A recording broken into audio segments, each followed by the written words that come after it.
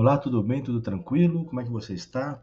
Hoje a nossa videoaula vai ser sobre a obra Intramuros, um livro de poemas de Astrid Cabral. Eu usei como base esta edição aqui, que é a segunda edição, e vamos à nossa leitura. Prepare seu material, né? Seu lápis, sua caneta, sua borracha, seu caderno, o ambiente onde você vai trabalhar e vamos começar.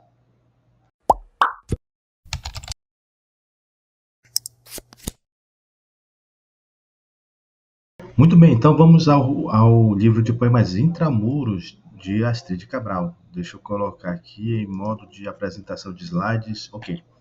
Primeira observação, no YouTube você encontra o endereço do nosso canal, @Fabrício_professor, onde você encontra esta e outras videoaulas sobre literatura, redação e gramática. Vamos ao nosso livro. Antes, apresentar aqui para você, Astrid Cabral, a partir de uma imagem, uma foto dela, que foi retirada, neste caso, de um site do professor e escritor Antônio Miranda. Então, aqui uma imagem da autora, eu vou falar um pouquinho mais sobre a vida e a obra dela no final do vídeo, certo? Vamos então à obra Intramuros. Intramuros, aqui nós temos uma reprodução da imagem da capa, aí você já percebe aqui, Intramuros, essas duas barrinhas onde o nome está escrito na vertical dão a ideia de intramuros, isto é, intramuros significa algo dentro dos muros, ou atrás dos muros, ou entre os muros. E o livro ele foi publicado em 1998, tendo a autora ganhado no ano anterior, isto é, 1997, com este livro, o Prêmio Nacional de Poesia Helena Collodi. E é um livro de poemas dividido em três partes: intramuros, jaula e extramuros. Aqui o sumário, onde você vê bem marcadinho a divisão da obra, certo?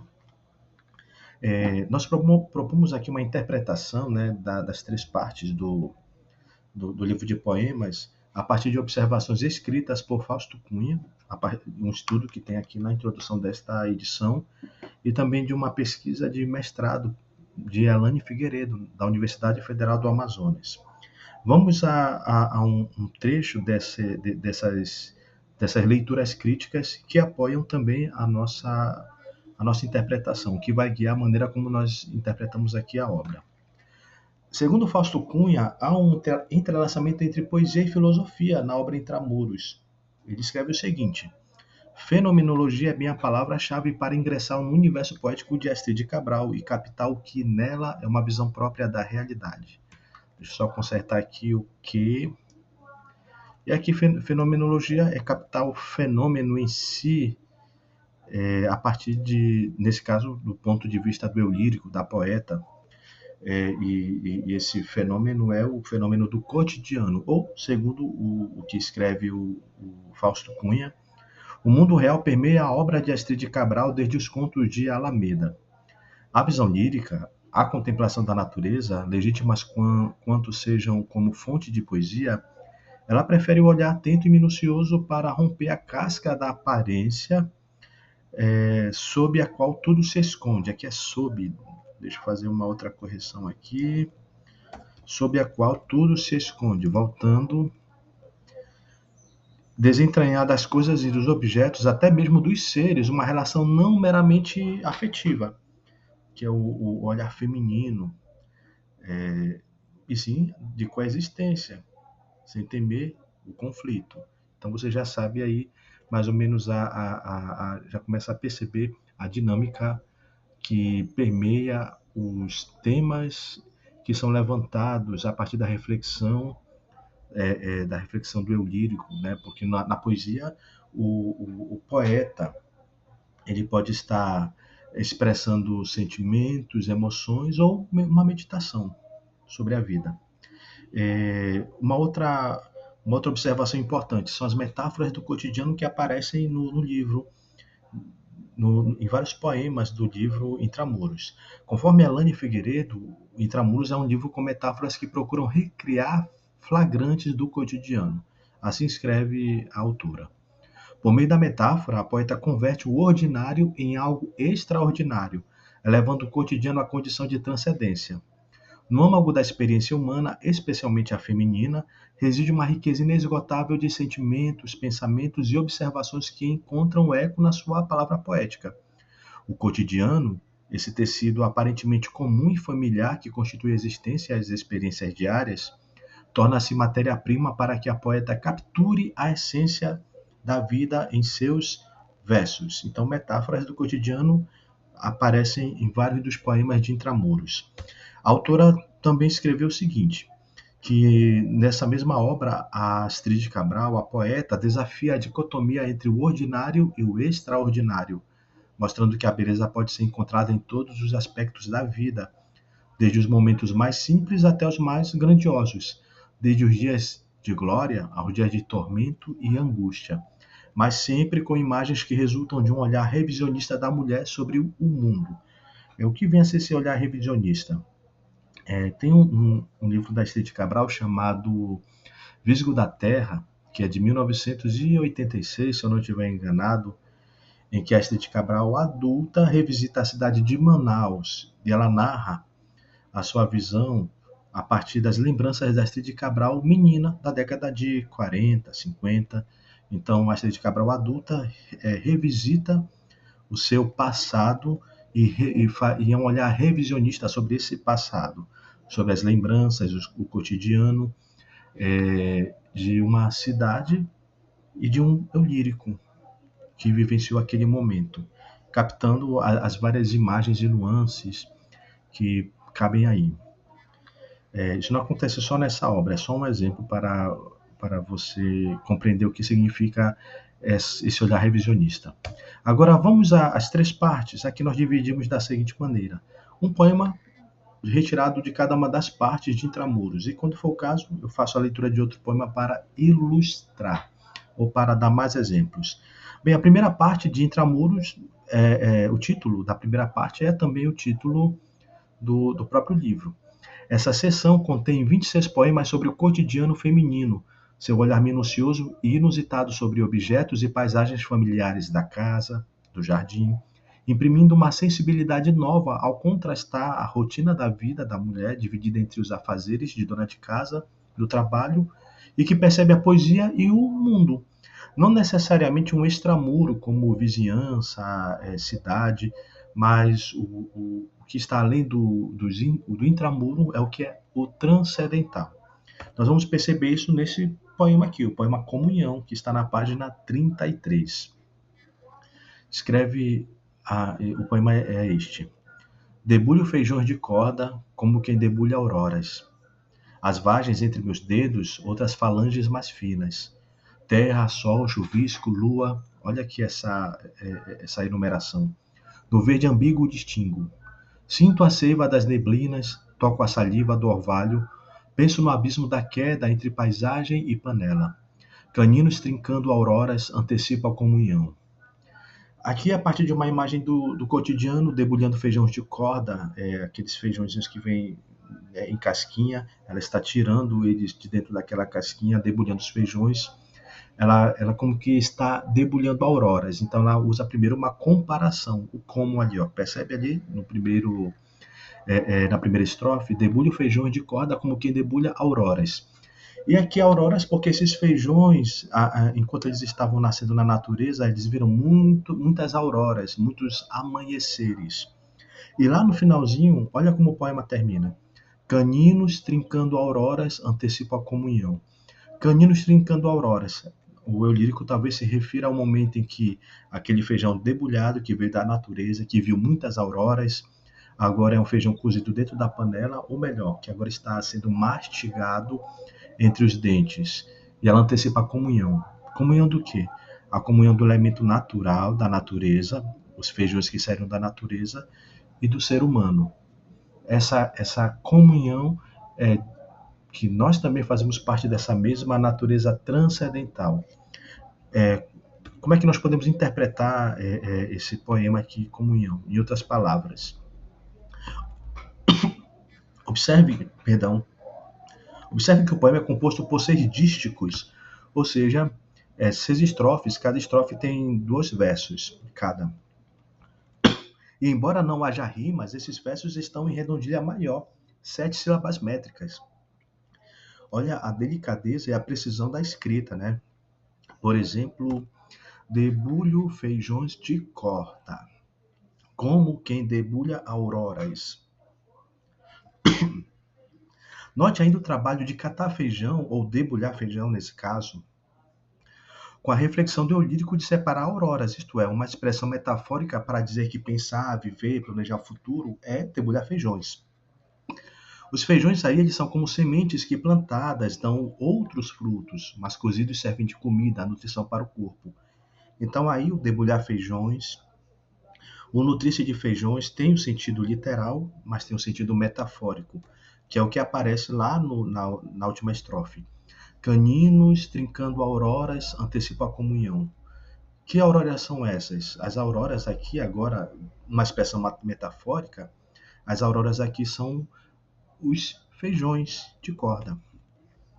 Outra interpretação, que é essa que eu acabei de comentar, que se depreende é a própria descoberta da poesia do transcendental numa atividade corriqueira. A poeta, não está apenas debulhando feijões de corda, mas sim como que se estivesse debulhando auroras, nasceres de sóis, amanheceres. O primeiro verso começa com uma comparação e o último retoma a mesma imagem inusitada, mas como metáfora. Caninos trincando auroras antecipa a comunhão. Isto é, aqueles grãos não floresceram porque não foram plantados, mas se uniram ao corpo dela, antecipando um dia a união dela com eles. Portanto, transcendental. Aqui trincando, deixa eu consertar a grafia, a escrita.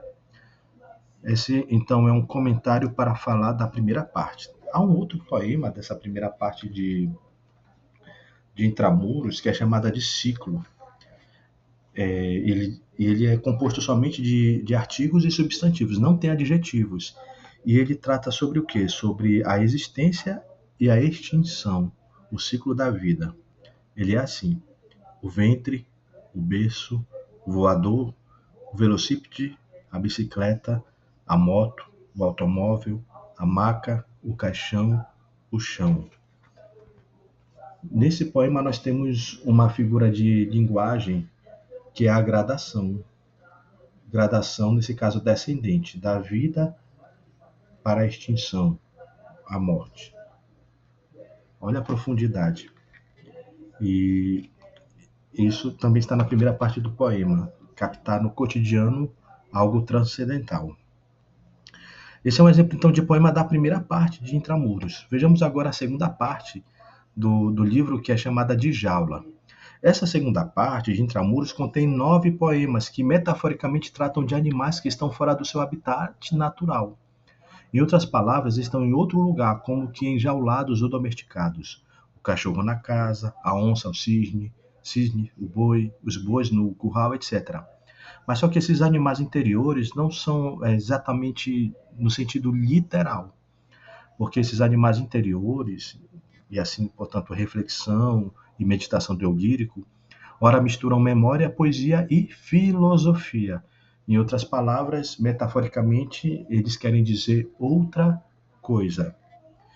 Esses seres, na verdade, representam as mudanças no próprio eu lírico e nas pessoas com quem convive. Por exemplo, no poema Onça Sem Pelo, sugere-se a descrição da irremediável passagem do tempo e do esquecimento, do que era antes familiar e se torna depois irreconhecível. Aqui um trecho do poema. As barras indicam os versos em cada linha. Não é por conta do medo que não encaro de frente essa onça sem pelo. Amoitada em mim, não lhe vejo a cara. Só vislumbro no espelho o rastro das patas. Também a surpreendo, oblíqua e maquilada, em faces conhecidas, onde risos de empréstimo lembram dentes protéticos nas bocas caricatas. Outro poema da segunda parte, A Jaula, em que aparecem esses animais interiores, metáforas. Bicho de 7 cabeças. E aqui ele vai falar sobre também a irremediável passagem do tempo e o envelhecimento material do corpo. À medida que envelheço, as 7 cabeças do bicho corto. Enfim, o reconheço íntimo de mim, meu próximo. À medida que envelheço, conquisto-lhe o segredo. Vejo a morte, iniciação, a viagem pelo avesso. do nascimento à morte e da morte à viagem pelo avesso. À medida que envelheço, digo, o bicho é meu amigo. Então, o medo do envelhecimento, que antes era distante e até era apartado, agora se torna mais familiar. Não, não há por que malgar envenenando o sossego, maldar envenenando o sossego. À medida que envelheço, eu sinto-me remanescente num deserto onde tropeço por entre sombras de ausentes, isto é, aqueles que já partiram. À medida que envelheço, aprendo a perder o medo. Todo bicho fica meigo, é só botar no colo. Então, por meio de metáforas e por meio de suavização de expressões, como por entre sombras de ausentes, que é para falar sobre a memória daqueles que já partiram, daqueles que já morreram. Portanto, nós temos uma figura de linguagem para suavizar essa expressão, em vez de usar a morte. O eu lírico trata sobre o envelhecimento. Uma interpretação para este poema é a seguinte: quase todo ele é composto de 7 sílabas métricas, embora sem rimas. Aqui, ó. À medida que envelheço, as 7 cabeças do bicho. As 7 cabeças do bicho. Aqui não deu 7, né? Mas a maioria são 7 sílabas. O poema faz referência a um ser da mitologia grega, a Hidra de Lerna. O bicho de 7 cabeças é referência à Hidra de Lerna, cuja característica na mitologia grega era a regeneração da cabeça quando cortada. Cortava-se uma cabeça da hidra e nascia outra ou outras duas, dependendo da versão. Já no poema Bicho de Sete Cabeças, a metáfora é usada para falar sobre outro bicho interior de 7 cabeças, o envelhecimento. Observe como a poeta lança a mão dos flagrantes do cotidiano, a percepção da transformação do corpo para tratar sobre o desconhecido e enervante tema da passagem do tropel do tempo. E a terceira parte, vamos à última parte, que é chamada de extramuros. Essa terceira parte, extramuros, né? Agora extramuros é a ideia do que vai além, né, dos muros, do cotidiano, do espaço familiar, do lar. Essa terceira parte é composta por 11 poemas que, como sugere o título, mostram o eu lírico passeando, descrevendo e revivendo, construindo lembranças e reflexões em lugares para além do lar. Poemas como Catedral de Bambu, que remete a São Lourenço. Há também poemas que identificam os lugares onde foram escritos Sete Quedas, em Guaíra, Bariloche, Argentina, Itanhaém, Brasil, Mérida, Colômbia, Petrópolis, Brasília, Luxemburgo, Europa. Há também um poema intitulado Postais de Paris, que descreve em 15 estrofes cada uma das famosas localidades da Cidade das Luzes. O último poema, Roma sob Pólen, contém 20 outros poemas que descrevem igualmente lugares famosos de Roma e do Vaticano. E, finalmente, há alguns poemas irônicos e outros de lembrança, de memória, em que o eu lírico, ou seria a poeta, buscam reviver um passado distante que conheceu. Vamos a esses poemas. Voltando aqui, terceira parte, extramuros. Acompanhe comigo aqui Lusitânia Revisitada. Cavalos forasteiros, Lusitânia se refere a Portugal aqui. Aquela região Lusitânia era a região que no Império Romano corresponde hoje à Península Ibérica. Cavalos forasteiros no asfalto me conduzem ao tempo do chão batido, aos velhos becos de poças e estrume 30 anos atrás. Rememoração, revisitação, revisão do passado. Onde estão eles? O som do sino some estrangulado pelo rugido de rodas e motores. Cores e toques turísticos nas casas mascaram a bexiga do granizo. Procuro a imensa sombra redonda do tamboril reinando na praça. A verde colossal galinha choca cujas asas aninhavam meus filhos. Tropeço na lenha do seu esqueleto. A igreja, caolha sem uma torre, fraturou a paisagem da memória. Só as jabuticabeiras, olhos plurais, desorbitados por braços e troncos, espiam na solidão dos quintais. Olha que imagem incrível. Espiam na solidão dos quintais os transeuntes, as pessoas que passam por ali. Os os transeuntes curiosos vasculhando relíquias da colônia, comprando as seculares caixetas de marmelada de remanescente quilombo. A sorte é que ainda me lembro de como era antes. É uma rememoração do eu lírico. O que é que nós temos aqui? Quase todos os versos desse poema, Lusitânia Revisitada, são decassílabos. Cavalos forasteiros no asfalto. Aqui 9, né? Os demais, a maioria tem 10. E embora também não tenha rima, como nós vimos nos exemplos anteriores, há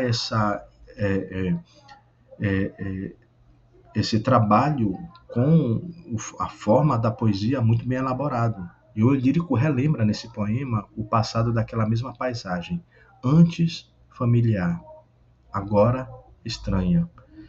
Essa mesma temática, como eu comentei em algum momento atrás, ela aparece nas obras como O Viso da Terra, em que o eu lírico Astrid adulta visita Manaus da infância, da Astrid menina, no livro Torna a Viagem, outro livro de poemas da Astrid Cabral, em que o passeio do eu lírico é por várias paisagens do Oriente, e Reis Desgarrada, da vivência de Astrid Cabral nos Estados Unidos, onde ela serviu no Consulado Geral de Chicago. Então, essas são nossas propostas de interpretação. Vamos conhecer um pouquinho da biografia da Astrid Cabral? Acompanhe aí comigo.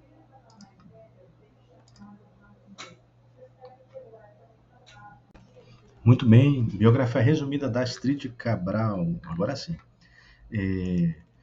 Quem é Astrid Cabral? Astrid Cabral Félix de Souza nasceu em 25 de setembro de 1936 em Manaus. E ela diplomou-se em letras neolatinas na atual UFRJ, Universidade Federal do Rio de Janeiro. Atuou como professora, inclusive da primeira turma de letras da Universidade de Brasília, e como oficial de chancelaria. Estreou na literatura com o livro de contos Alameda, de 1963, cujos textos, né, narrativos, refletem e traduzem a filosofia existencialista por meio do drama de seres vegetais, imponentes diante do acaso que permeia a tragédia vegetal, animal, humana.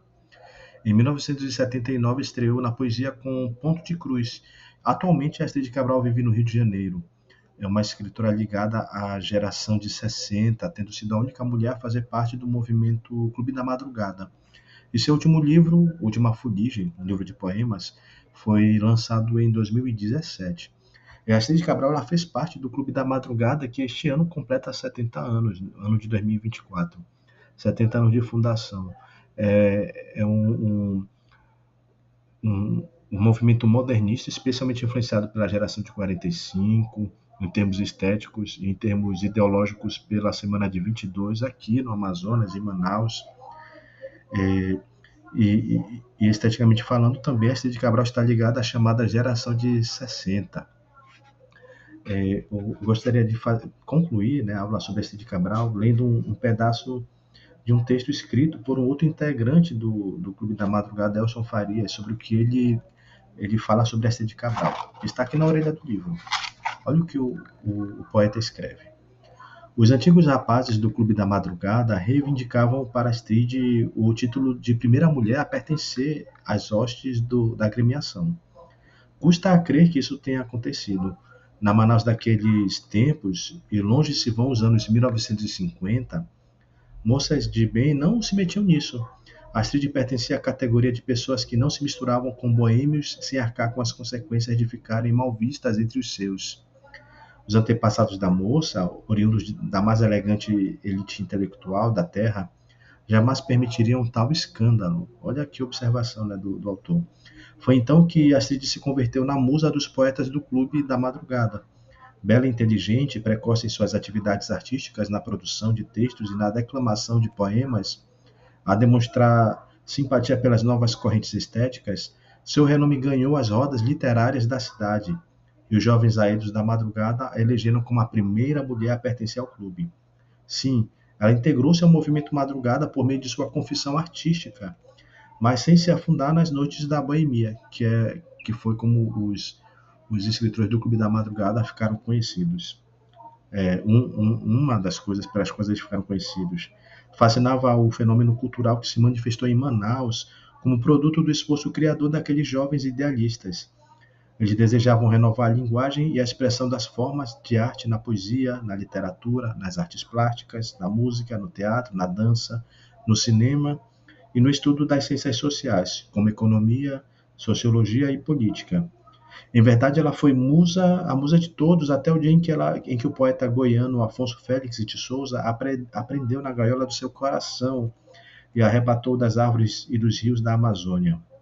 Não, não arrebatou, não, porque Astrid estava comprometida com o visgo da terra e não conseguia desprender-se dos galhos das árvores com a sua prosa e a sua bela poesia impregnada dos humos do Rio Negro e da argila dourada que se lança de dentro da floresta com o nome de Rio Amazonas, aos encantos eternos do mar. Depois, Astrid virou o mundo em sua carreira diplomática e se especializou em teoria literária como professora de nível superior. E nunca mais abandonou a poesia, nem a poesia a abandonou. Seu aprumo técnico vai paralelo ao sopro de uma sensibilidade de escola. Possui mais de 15 livros publicados no Brasil e no exterior. É poeta do seu tempo. Ela não gosta de ser chamada de poetisa, mas sim de poeta. É poeta em seu tempo integral. E dona de casa também, no velho estilo daquelas damas do passado. Tanto que ao oferecer este Intramuros, que sai em segunda edição, esse que eu estou lendo, ampliada com poemas novos, muitos ainda inéditos, diz a poeta. Aquelas companheiras que põem a mão na massa do pão e da palavra. Nada direi das virtudes estéticas do livro que tens em mãos, exigente leitor e querida leitora, porque a isso já se entregou Fausto Cunha nos estudos de abertura da obra. O que deseja é simplesmente saudar a amiga e companheira da geração por mais esta colheita. Olha aí que bacana. E aqui são as referências da nossa videoaula, Intramuros, o estudo do Fausto Cunha e da Elane Figueiredo. Nos vemos na próxima aula. Fiquem com Deus. Até mais. Tchau.